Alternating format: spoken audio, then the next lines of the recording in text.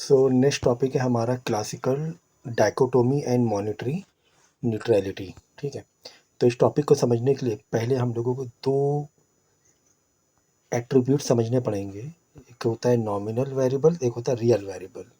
ठीक है, ये दो टर्म को हमें ये टू टर्म्स को हमें समझना पड़ेगा। तो फिर हम लोग क्लासिकल डाइकोटोमी का मतलब यही दोनों टर्म्स में छुपा हुआ है। तो क्या है nominal variables and real variables? देखो, नॉमिनल, पहले रियल वेरिएबल में आते हैं। जो रियल वेरिएबल होता है वो वेरिएबल जिनको हम रियल क्वांटिटी से वैल्यू कर रहे हैं, रियल क्वांटिटी से, रियल क्वांटिटी से। रियल क्वांटिटी से सर क्या? एग्जाम्पल के तौर पे जैसे कि तुम्हारा तुम्हारा है ना प्रोडक्शन कितने किलो, जैसे आपका है ना प्रोडक्शन है कुछ भी कह लो, फ्लोर का या शुगर का, तो प्रोडक्शन कितने केजी है, कितना केजी प्रोडक्शन है। ठीक है, या फिर पीसेस की बात करें, यूनिट की बात करें, तो जैसे आपका शूज़ बनाने की फैक्ट्री है, तो कितने डज़न आपने शूज़ प्रोडक्शन किए उस मंथ में। ठीक है ना, तो ये क्या है, सब रियल चीज़ है ना, रियल क्वांटिटी या रियल यूनिट बता रहा है। ठीक है, किलोग्राम में है या फिर कुछ डज़न में है, यूनिट्स में है, पीसेस में है, मतलब है ना, पीसेस में है। कुछ इस तरीके का जो वेरिएबल्स होते हैं उन्हें बोलते हैं रियल वेरिएबल्स। क्या बोलते हैं? Real variables. ठीक है ना। एग्जाम्पल के तौर पे एम्प्लॉयमेंट रेट, कि एम्प्लॉयमेंट कितना है, कितना अनएम्प्लॉयमेंट है। अब ये पैसों से मतलब नहीं ना, यहाँ तो एक क्वांटिटी की बात हो रही है। किसकी बात हो रही है? क्वांटिटी की बात हो रही है। ठीक है ना, जैसे वेज रेट हो गया, रियल जीडीपी हो गया, वेज का रेट क्या चल रहा है। अब बोलो सर वेज रेट तो पैसे पैसे पर हो गया, मॉनेटरी टर्म आ गया, तो लेकिन यहाँ पे मॉनेटरी वेज का पर आवर कितना मिल रहा है उसकी बात नहीं हो रही है कि पर आवर 300 रुपीज़ है वेज। किसी का जो वेज होती है ना, सैलरी है, मतलब not salary, veg.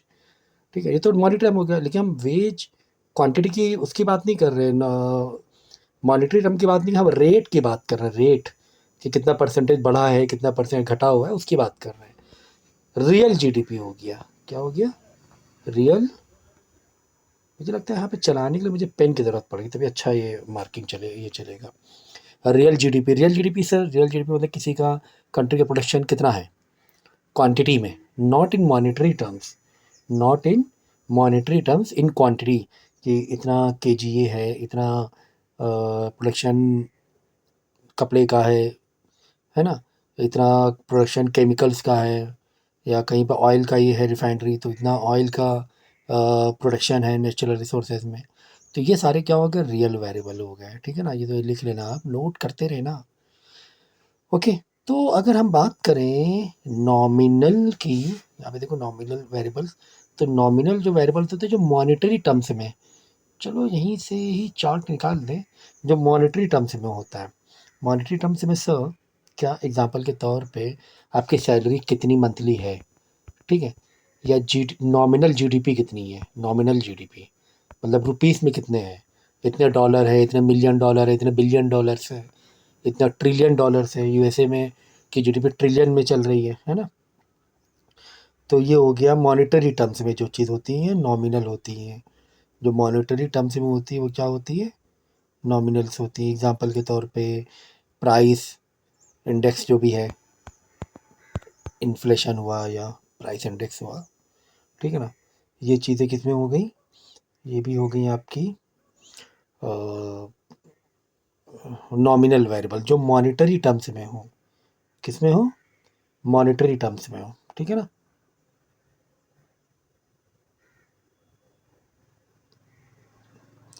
Tax rate हो गया, टैक्स रेट, या टैक्स किस पर कितना टैक्स लग रहा है, आपके इनकम टैक्स कितना देना पड़ रहा है, किस इनकम पर कितना टैक्स देना पड़ेगा।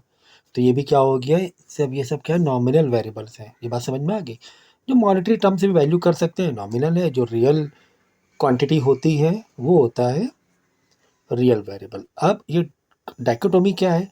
इन दोनों का जो डिफरेंस बताता है कि कौन से नॉमिनल वेरिएबल्स हैं, कौन से रियल वेरिएबल, यही क्लासिकल डाइकोटोमी है।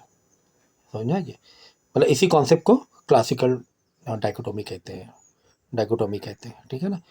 तो ये चीज़ समझ में आनी चाहिए आपको। तो ये पूरा जो मैंने एक्सप्लेन किया वो यहीं सब लिखा हुआ है, पढ़ लेना आप, कि जो मॉनिटरी टर्म्स में भाई वो नॉमिनल वेरिएबल्स है, और जो रियल क्वांटिटी होती है, किसी का प्रोडक्शन है, किसी क्वांटिटी है, कोई पीसेस है, नंबर ऑफ पीसेस का प्रोडक्शन है, तो ये आपका रियल वेरिएबल हो जाएगा। अब इन्हीं के डिफरेंस को, जो जो कॉन्सेप्ट है, ये जो कॉन्सेप्ट जो बता रहा है, इसी कॉन्सेप्ट को बोलते हैं क्लासिकल डाइकोटोमी। ओके।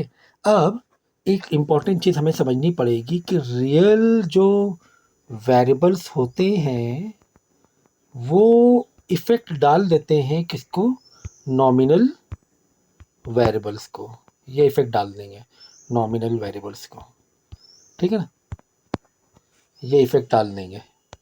ठीक है, मैंने टिक मार्क बनाया, मतलब यस, ये इफेक्टेड, मतलब nominal variables are totally affected by real variables. कैसे सर? भाई अगर सोचो कि किसी चीज़, अब घर आपके यहाँ जैसे कि एग्जांपल के तौर पे आटा या चावल है, और राइस है, प्रोडक्शन है, क्रॉप्स होती हैं, वेजिटेशन होता है उसका, ठीक है ना। तो किसी वजह से उतना प्रोडक्शन नहीं हो पाया, उतनी खेती, उतनी क्रॉप्स नहीं हो पाई, बारिश का सीज़न बराबर नहीं था, या जो भी रीज़न हो, बराबर नहीं हो पाया, या उतनी क्वांटिटी में प्रोडक्शन नहीं हो पाया, तो डेफिनेटली रियल वेरिएबल जो हुआ वो कम हो गया, उसकी क्वांटिटी किसी वजह से क्या हो गई?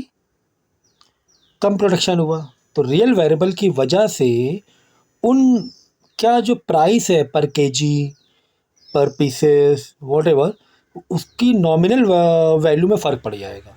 यानी रियल वेरिएबल इफ़ेक्ट कर देगा नॉमिनल वेरिएबल को, इफ़ेक्ट डालता ही रहता है।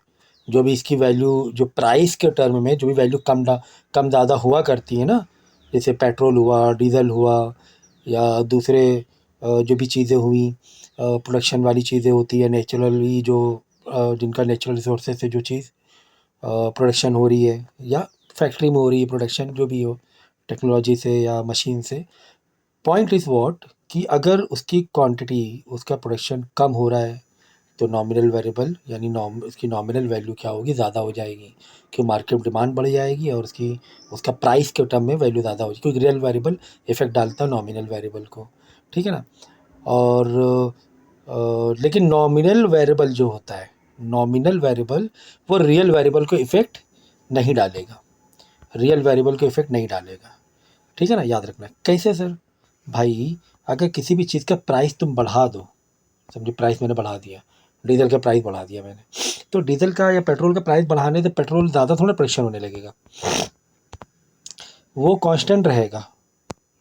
मार्केट में सप्लाई कम ज़्यादा स्टॉक रख लेना अलग बात है, लेकिन जो रियल प्रोडक्शन है, पेट्रोल जो ज़मीन से निकल रहा है, तो प्राइस बढ़ने से ज़्यादा नहीं निकलने लगेगा कि अपने आप ज़मीन ज़्यादा देने लगेगी, है ना। वो तो उस कांस्टेंट रेट में ही चलेगा।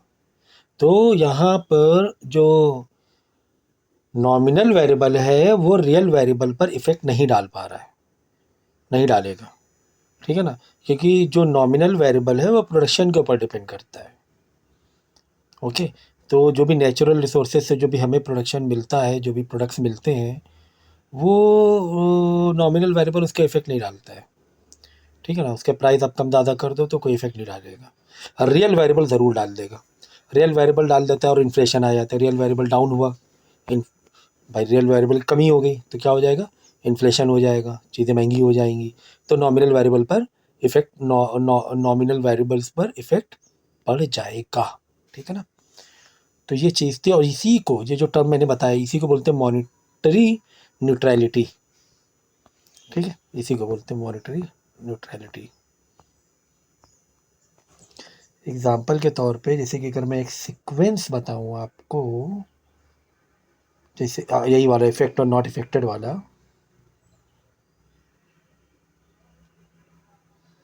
रुको एक अच्छा एग्जाम्पल देखता हूँ मैं। एग्जाम्पल के तौर पे अगर आप ये सोचो कि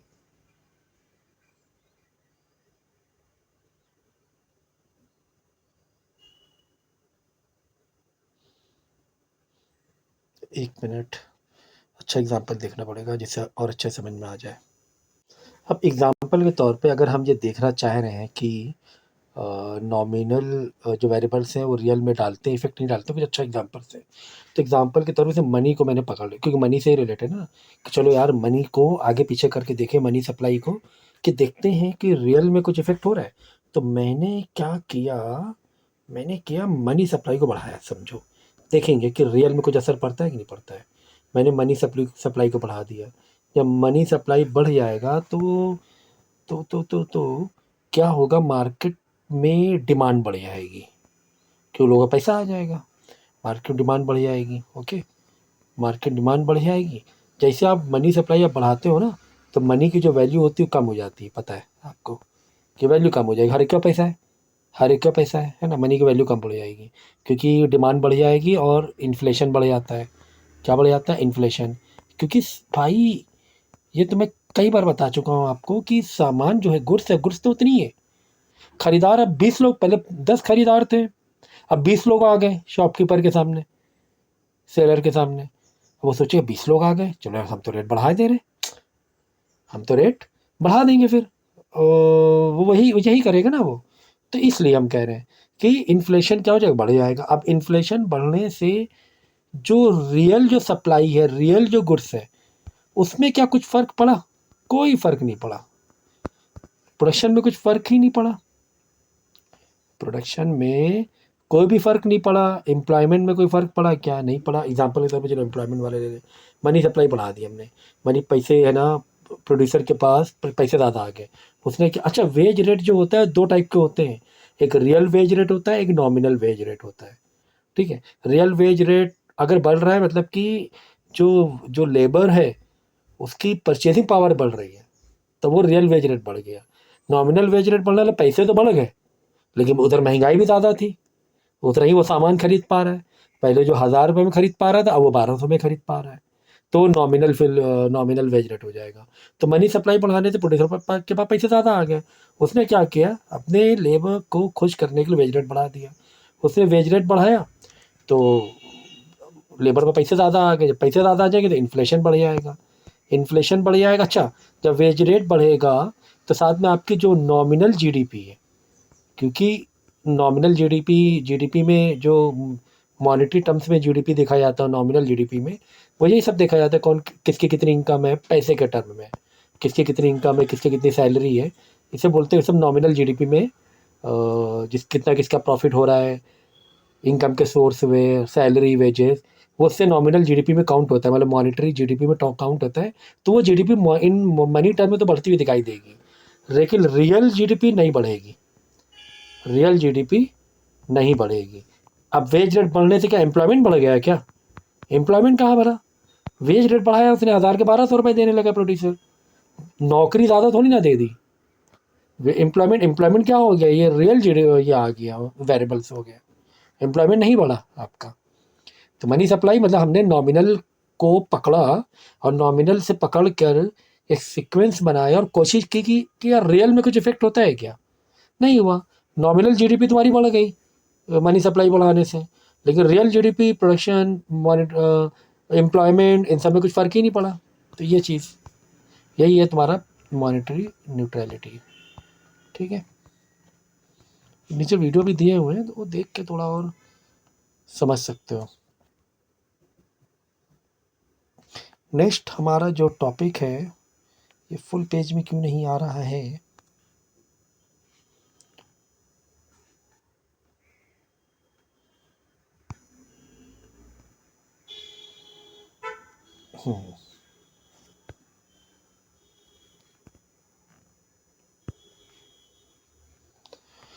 नेक्स्ट हमारा जो टॉपिक है, velocity and the quantity equation.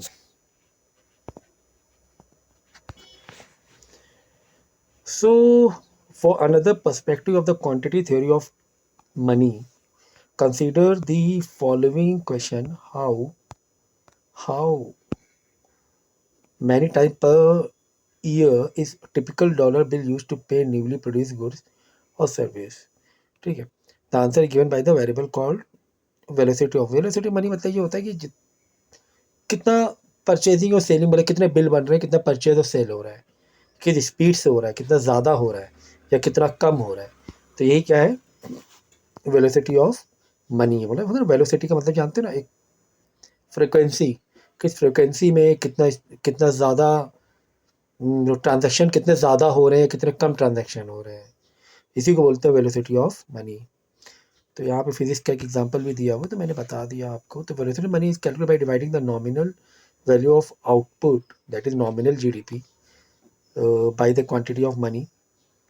P is the price level and Y is the quantity of output. तो प्राइस इंटू क्वांटिटी कर दिया, टोटल ये आ गया ना, टोटल बिल कितना बना। अरे भाई एक चॉकलेट 10 रुपए की, तुमने 20 चॉकलेट खरीदी, 200 रुपये हुआ ना वैसे। ठीक है, तो dividing nominal value of output, उसकी जो नॉमिनल वैल्यू क्या है आउटपुट की, उसको डिवाइड कर दिया तुमने, दैट इज नॉमिनल जीडीपी। देखो the velocity of money is, भाई यार ये बहुत डिस्टर्ब किए हुए page.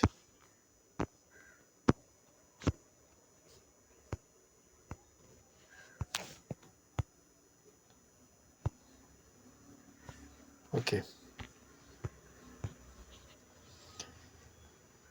so the velocity of money calculated by dividing the nominal value of output by the quantity of money. Okay, if P is price level and Y is the quantity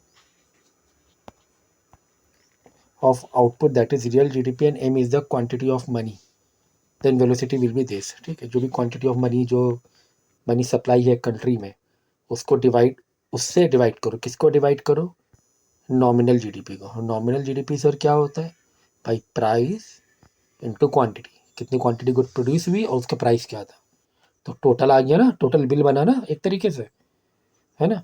example के तौर पे तुम्हारा price, एक chocolate ले लो यार, 10 रुपये है, quantity तुमने 25 चॉकलेट ली, ठीक है, और मनी सप्लाई उस कंट्री में समझो कि 300 था, समझो, चलो 500 ले लो, 500 था, ठीक है। तो 10 इंटू, अब हम तुम्हें वेलोसिटी देखना है, 10 into 25 divide by 500, money supply अच्छा खासा है ना, तो 250 डिवाइड बाई 500, तो आ गया हाफ, 1/2, 0.5, कितनी है वेलोसिटी, 0.5 वेलोसिटी ऑफ मनी है, ठीक है। सो सी वाई दिस, देखो यहाँ पे एग्जांपल दिया हुआ है, ठीक है, 20 आ गया, वही मैंने चॉकलेट का पिज़्ज़ा का एग्जांपल है यहाँ पर। तो ऐसे छोटे छोटे एग्जांपल ले सकते हो, लेकिन इन मैक्रो लेवल, अगर मैक्रो लेवल की बात करें तो ओवरऑल पूरे कंट्री की क्वांटिटी कितनी है, और जो भी गुड्स प्रोड्यूस हुए हैं उसका प्राइस क्या है इन एवरेज, है ना, टोटल जो भी है, टोटल सारा कुछ मिलाकर, और उस कंट्री में मनी सप्लाई कितनी है, that's it. So in this economy example अगर ये ले लें, 1000 total 1000 per year on pizza, ठीक है, पीपल स्पेंड 1000, ये 1000, 10 रुपये का, $10 का एक पिज़्ज़ा, टोटल $100 लोग खरीद रहे हैं, समझो, और 100 पीस खरीद रहे हैं, $1000 पर ईयर स्पेंड कर रहे हैं। For this 1000 spending to take place with only $50 of money, $8 must change hand on average 20 times per year with slight algebraic rearrangement, thus equation can be rewritten as this। अब देखो यहाँ पर important चीज़ है यहाँ पर कि भाई स्पेंडिंग तो 1000 हो रही है, ठीक है ना, लेकिन मनी तो कंट्री में $50 थी, तो 1000 कैसे स्पेंडिंग हो रहा है भाई। ये जो $50 है वही तो घूम फिर के इधर, इधर साइकिल करके इधर, इधर साइकिल करके इधर, इधर साइकिल करके इधर आता है। जैसे एक हमने सर्कल वाला ये देखा था, साइकिल देखा था, प्रोडक्शन, हाउस होल्ड गुड्स, फिर हाउस होल्ड सप्लाई का, किस तरीके से लेबर को मिलती है वेज, या वेजेस या सैलरी, वो जाता है सामान खरीदता है, उसी फैक्ट्री का जो प्रोड्यूसर बना रहा है वो ख़रीदेगा, तो प्रोड्यूसर की इनकम होगी, वही इनकम वो वापस दे रहा है अपने लेबर को। तो ये इस तरीके से $50 की सप्लाई में भी 1000 के ट्रांजेक्शन हुए जा रहे हैं, इतनी तेज़ी से पैसा घूम रहा है, ठीक है ना। तो अगर हम नीचे डिवाइड बाय एम था, अगर मैंने एम को यहाँ रख दिया मल्टीप्लाई में, तो क्या इधर बचा पी इंटू वाई। तो पी इंटू वाई क्या है, total price of quantity goods, ठीक है, जितने भी total quantity goods into into price, मतलब total price value of goods, मतलब टोटल वैल्यू, टोटल वैल्यू, ठीक है ना, into M into V, money supply into velocity. So this question that the quantity of money times the velocity of money equal to the price of output times the amount of output. It is called quantity equation because it relates the quantity of money to the nominal value of output. The quantity equation shows that an increase in the quantity of money in an economy must be reflected in one on the other three variables. The price level must rise, the quantity output must rise, the velocity must fall, ठीक है ना। तो अगर ये equation को देखें, अगर हम एग्जाम्पल के तौर पे, अगर हमने ये मनी सप्लाई बढ़ाया, राइट, अब ये तो इक्वेशन है, हमें इक्वालिटी दिखानी है, यानी मनी सप्लाई यहाँ बढ़ाया तो यहाँ तो कुछ घटाना पड़ेगा भाई, यहाँ तो कुछ घटाना पड़ेगा। क्या घटाओगे, वाई तो क्वांटिटी है, पी तो प्राइस है, प्राइस ऑफ दैट गुड है, दैट दैट प्रोडक्ट। तो मनी सप्लाई बढ़ाने से प्राइस तो कम नहीं करोगे आप, या तो मनी सप्लाई बढ़ा रहे हो तो यहाँ जो वेलोसिटी है, वेलोसिटी कम करना पड़ेगा, वेलोसिटी कम हो जाएगी, मतलब जो ट्रांजेक्शन से कम होने लगेंगे, ठीक है ना।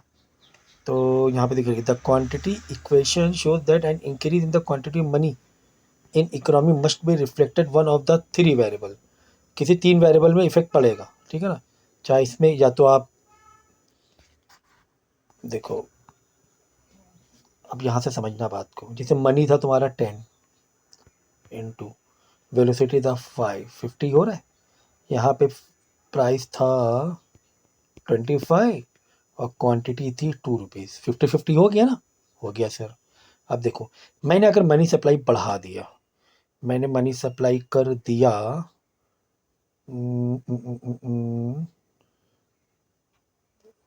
20, चलो 25 कर दिया, यहाँ बढ़ाया मैंने, और वेलोसिटी उतनी थी, वेलोसिटी उतनी थी, तो 25 इंटू 5 कितना हुआ, 125 हो गया, बराबर। तो यानी यहाँ पर मुझे कुछ चेंजेस करना पड़ेगा 125 लाने के लिए। अब क्वांटिटी तो भाई उतनी ही थी, प्रोडक्शन तो उतना ही है, प्रोडक्शन तो चेंज हो नहीं सकता है, इसका मतलब प्राइस तुम्हें बढ़ाना पड़ जाएगा। इसका आंसर ये साइड का आंसर 125 करने के लिए, तो मुझे 62.5 प्राइस करना पड़ जाएगा। ये देखो, यानी कि मैंने अगर यहाँ पर मनी सप्लाई बढ़ाया तो मुझे, अब इसका आंसर 125 हो गया, अब मुझे यहाँ पर 125 चाहिए। क्वांटिटी तो चलो कांस्टेंट हो गई, शॉर्ट टर्म के लिए देखेंगे तो, है ना, क्वांटिटी तेज़ी थोड़ा बढ़ा सकते हो, अब जो नेचुरल प्रोडक्शन है वही रहेगा। अब ये 125 कैसे होगा, ये मुझे क्या करना पड़े, प्राइस बढ़ाना पड़ जाएगा। इसीलिए तो हम लोग बोलते हैं ना कि मनी सप्लाई बढ़ेगा तो प्राइस, यानी इन्फ्लेशन बढ़ जाएगा, price of that good will get increase, इसीलिए हम लोग बोलते हैं ना, इसी वजह से। और बहुत सारी चीज़ें, कोई भी वेरिएबल इफेक्ट हो सकता है, ज़रूरी है नहीं, नॉट ओनली दिस, दूसरा भी वेरिएबल इफेक्ट हो सकते हैं। जैसे कि यहाँ पे मैंने 25 किया था, अगर और यहाँ पर देखो, यहाँ पे 25 किया था और यहाँ पे आंसर 50 था, 25 इंटू 50 था ना, ये 50, इसको मैं फिक्स रखूँ, यानी कि अब मैंने मनी सप्लाई 10 से 25 कर दिया। जब 10 से 25 किया और इसका ये साइड में प्राइस फिक्स है और क्वांटिटी फिक्स है, अब मुझे यहाँ पर क्या करना पड़ेगा, 50 लाना पड़ेगा। तो जो वेलोसिटी ऑफ मनी है ना, वो ऑटोमेटिक कम हो जाएगी, ट्रांजेक्शन कम हो जाएगी, प्राइस बढ़ने से ट्रांजेक्शन कम होगा। वाह, क्यों भाई, क्योंकि मार्केट में अब यहाँ पे थोड़ा इन्फ्लेशन तो हो नहीं रहा है, इन्फ्लेशन आपका 25 था, फिक्स था वो inflation, price of that good, quantity भी फिक्स थी, अब प्राइस भी वही है, क्वांटिटी भी वही है, ठीक है ना, प्राइस भी नहीं बढ़ा, क्वांटिटी भी वही है, यानी दो ही सामान अवेलेबल है, दो ही सामान अवेलेबल है, तो वो 2 सामान को जल्दी खरीद लिया जाएगा। पहले वो 2 सामान 10-10 करके कई टुकड़ों में खरीद रहे थे, क्योंकि ₹10 प्राइस था, कई पीसेस आ रहे थे, क्यों 10-10 मनी सप्लाई कम थी। मनी सप्लाई कम होने से वो जो गुड्स थे वो कई बार सर्कल घूम घूम के खरीद रहे थे लोग। लेकिन अब की बार क्या हुआ, मनी सप्लाई बढ़ गई। मनी सप्लाई बढ़ने से पैसा ज़्यादा आ गया, और तुम गए और एक ही, मतलब दो दो लोगों ने जाके वो 2 गुड्स खरीद ली। वो 2 लोगों ने जाके वो 2 गुड्स खरीद ली, बराबर ना? क्योंकि 25 टू 50 खत्म हो गए, 50, बराबर ना? वो खत्म हो गया 50, क्योंकि टोटल 50 ही है ना, पूरी मनी सब इसकी है, टोटल जो आउटपुट का प्राइस है। तो ओवरऑल जो वेलोसिटी है, जो नंबर ऑफ ट्रांजैक्शन है, पहले क्या था, पहले मनी सप्लाई 10 ही था, सिर्फ 10 था मनी सप्लाई। तो उस गुड्स को खरीदने के लिए कई बार, क्योंकि 10 को 5 बार घुमाना पड़ रहा था। अरे भाई, यहाँ का टोटल आंसर कितना हो रहा है, 50 हो रहा है। यहाँ का टोटल आंसर 50 हो रहा है, बात समझना।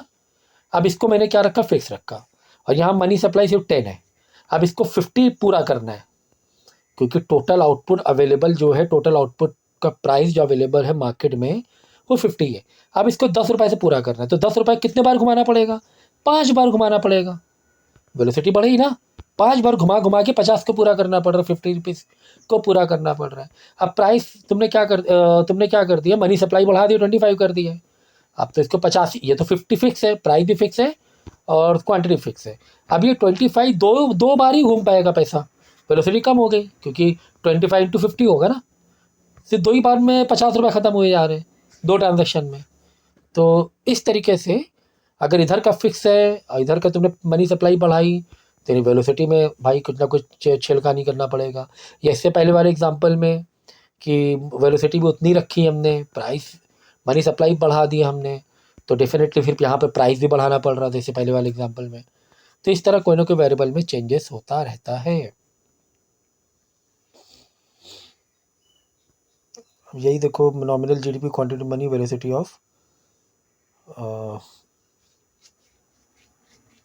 Of money. तो देखो वेलोसिटी देखो उतनी ही है लगभग, थोड़ा सा डाउन हो रही है। तुम कितना भी तुम ये बढ़ा दो, बढ़ा मतलब नॉमिनल जीडीपी तुम्हारा बढ़ रहा है, इन मॉनिटरी टर्म्स बढ़ रहा है, तो इसका मतलब ये नहीं कि वेलोसिटी तुम्हारी बढ़ रही है, इसका मतलब ये नहीं होता है, ठीक है ना?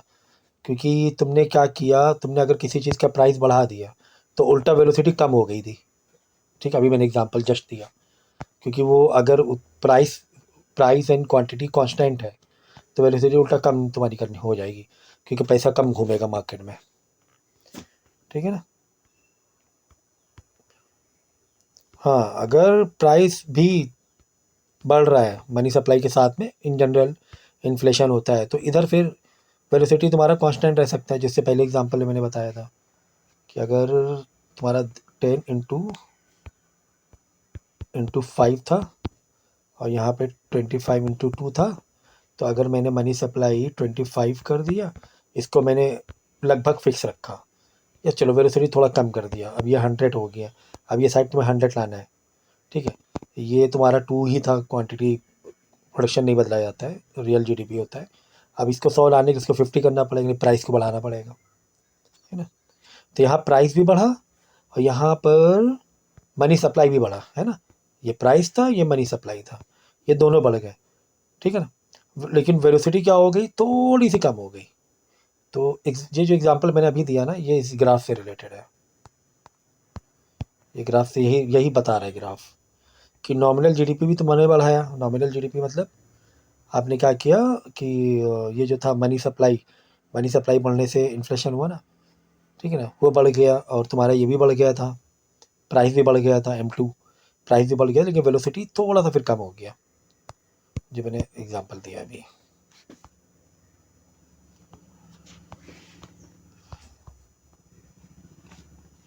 हाइपर इन्फ्लेशन में यही होता है,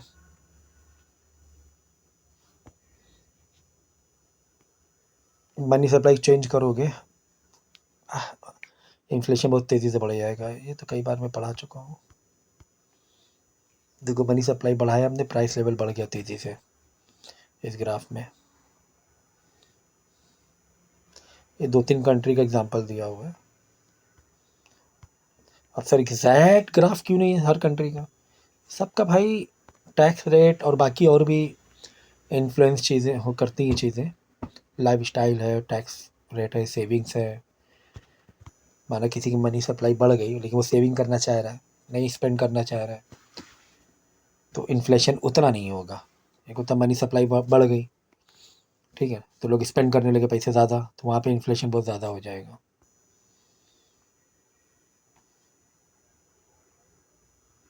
ठीक है, ये नेक्स्ट लेक्चर में करेंगे। इन्फ्लेशन टैक्स रह गया है, the Fisher effect, cost of inflation, okay, फिर फॉरेन परचेजिंग पावर,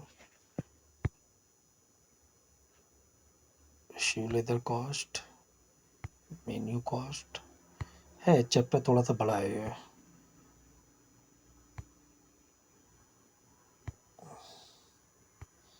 बड़ा चैप्टर है भाई। ठीक है, चलो बाकी नेक्स्ट इसमें करेंगे, पहले इतना समझ लो।